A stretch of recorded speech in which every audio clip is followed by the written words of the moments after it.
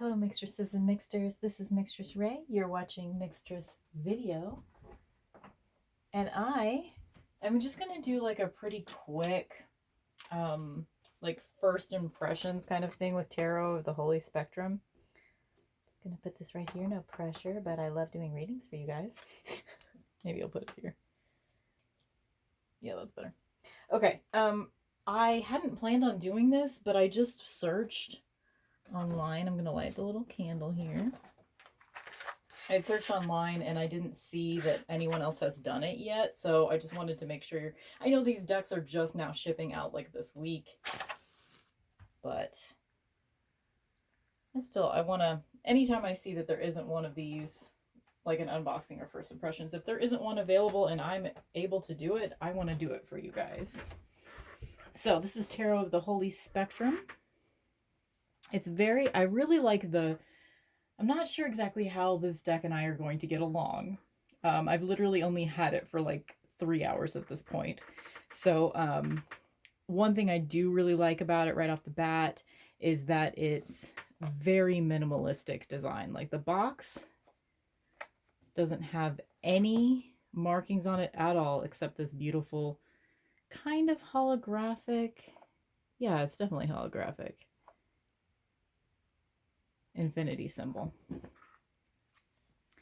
And then on the inside, created by Chase Voorhees, who's the partner of Lindsay from Tarot of the Wild Soul. So that's the inside of the box. It does show fingerprints and things, but okay, let's get the deck out here. And the inside of the box is just black. And then it comes with like just a black card extra, and this one that has information if you want to pause and look at that. And then I'm going to do a quick flip through the card. So it's edged in black. The backs are just simple black. First of all, just a note on the cardstock. It reminds me of Wild Unknown, especially the first edition. Do you hear it? That's sort of like, it's matte, but it's not sticky matte. It's a really good cardstock. My favorite things about it are the absolute minimalism and the cardstock so far. So the idea with this deck is that it's got a clear color story. And the downside to that kind of thing for me is that if you don't agree with the colors that someone chooses, so there are a couple of moments, I'm going to try to keep them to myself, of like, I don't agree with the color schemes, which is why I wasn't going to record a video, but since there isn't one out there yet, I just wanted you guys to be able to see this deck.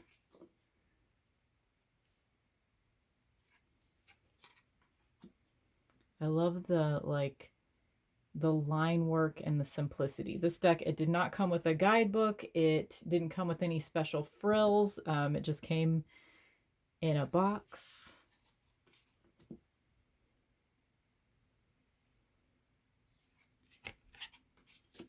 Also, one thing I appreciated was I've had this on pre-order for several months, and there wasn't a lot of like extraneous updates, I need to can hold it like this. There wasn't a lot of extraneous updates. It was just sort of like, we got an email when we first bought the deck saying when they were hoping to be able to ship it. We got a couple of emails with updates for like, because of the pandemic, it shipped later than they had originally hoped. And then we sort of got the update saying it shipped. It wasn't like a bunch of extra stuff, which was nice. This is a very striking deck.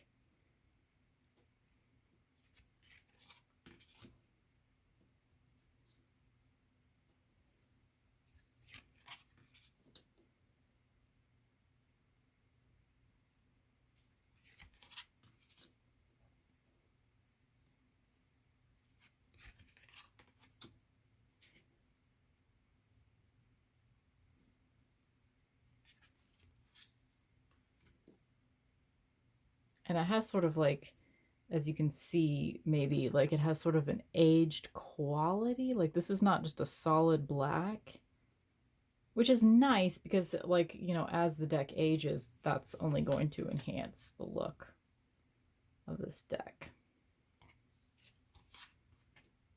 I like that she's kind of in a little protective bubble as she's falling. So it's like, yeah, it feels really awful right now, but you're going to just bounce off the ground when you land. I'm not sure about this one yet. I haven't really, like, you know, like I said, I've only had this deck a couple of hours. So I haven't really reconciled how I feel about the star being so sad. Maybe like even when you do have a little bit of hope, like maybe this is the moment after the tower where she has started to realize that there will be hope. You know, maybe it's that moment. I like this moon card. It's like, you have 3 clear paths. The path of the deer, the path of the wolf, or the path of the horsey. At any given moment in life, which one are you going to take? It's a pretty gorgeous card.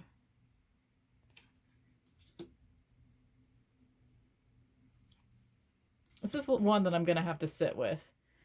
Not this card in particular, just deck. And this card changed immediately upon seeing it today. Changed the way that I see Judgment cards forever. This is like being unplugged from the Matrix. I've never thought of Judgment as being that moment of being unplugged from the Matrix, but that, you know, that's it. That is Rage Against the Machine. Wake up! That is that moment. I love that card. I think it might be my favorite so far. And this looks like that same person. Like she's taken that mask off and unplugged herself from the Matrix, and she's walking away now. She has learned all of the lessons that she needs to learn, and she woke up, and now she's moving on.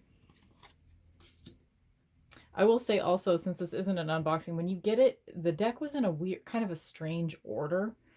So I have put it in the order that I'm familiar with. Like, it wasn't completely out of order, but it was just, I can't even remember what it was, but it was like all the court cards were in one section. Anyway, I just put them, this is not the order that they will be in when you get the deck, is what I'm saying.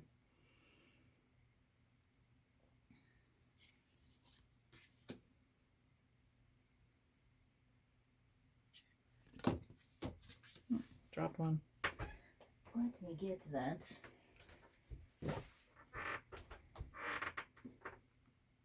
Doing a weird angle right now where I'm kind of straddling the tripod.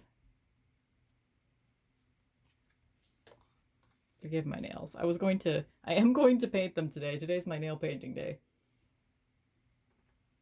This week, but they're chipped right now.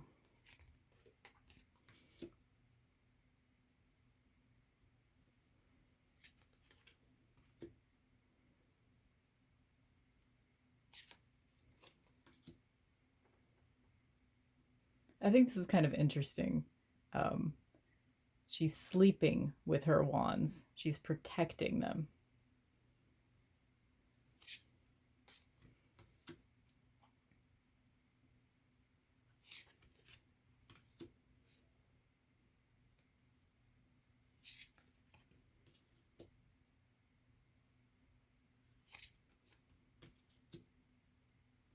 Always love to see a black cat in the Queen of Wands card. And I like that she almost looks like she's standing, but she does kind of look like she has a throne behind her as well. And I like that her throne is kind of like made out of wands.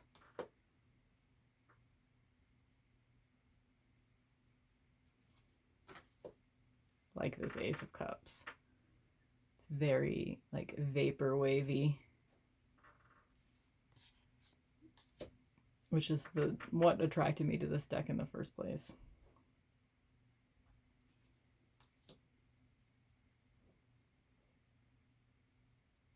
These people kind of look like the members of The Cure to me, a little bit. Like, none of them really look like Robert Smith necessarily, but they do look like The Cure to me.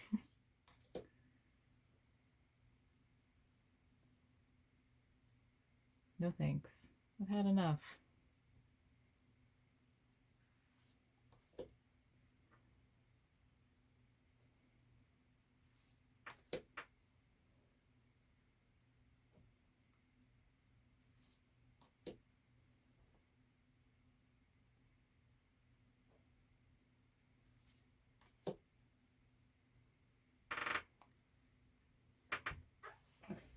I gotta change my position here, or else I'm gonna do something weird in my head.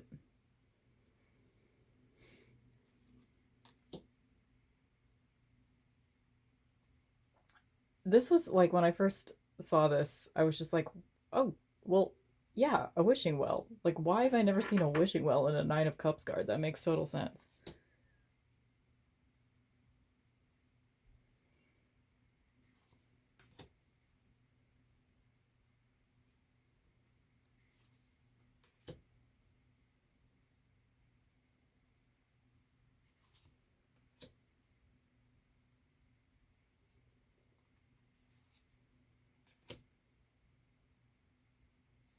This one kind of bothers me.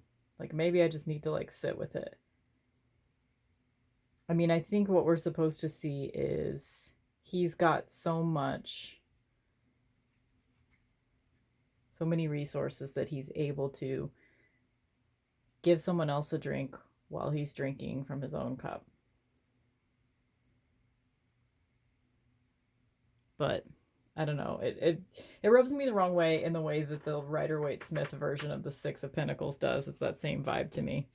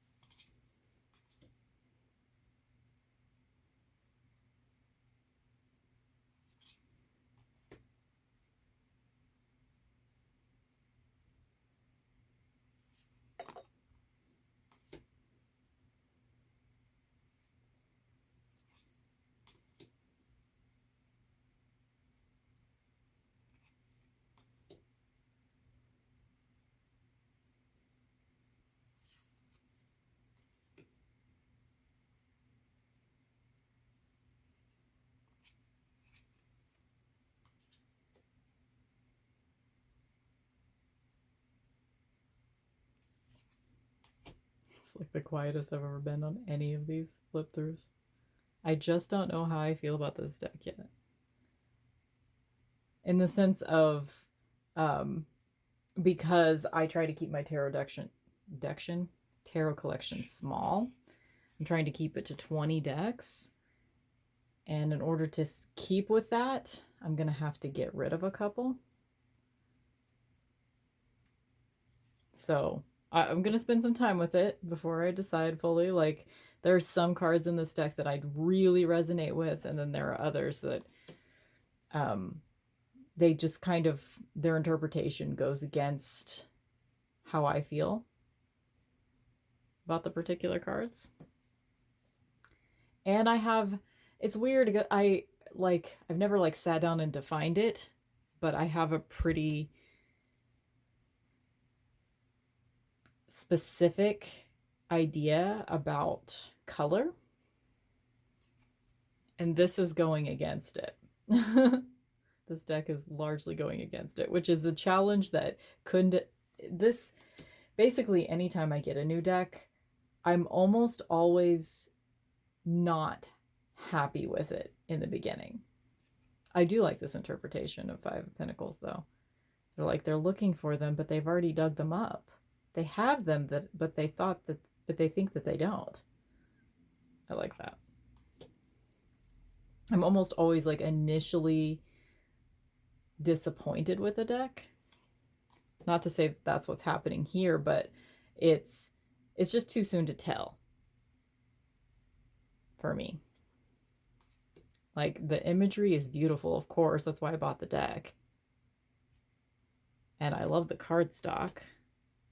But it just hasn't been imbued with my energy yet. And until that happens, I won't know how I feel about it. That's probably the best way to put it. I'm sad to not see a falcon. There are certain little bits of symbolism that, like, if I don't see a falcon in the Nine of Pentacles, I'm like, what? Where is it?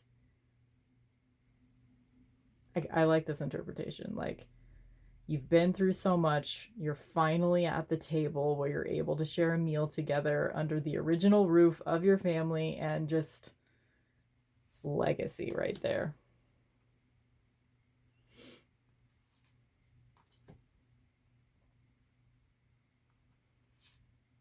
I like that he's riding a deer or some kind of like a caribou or something. I love this Queen of Pentacles. Look at her. Look at her, though. Yes.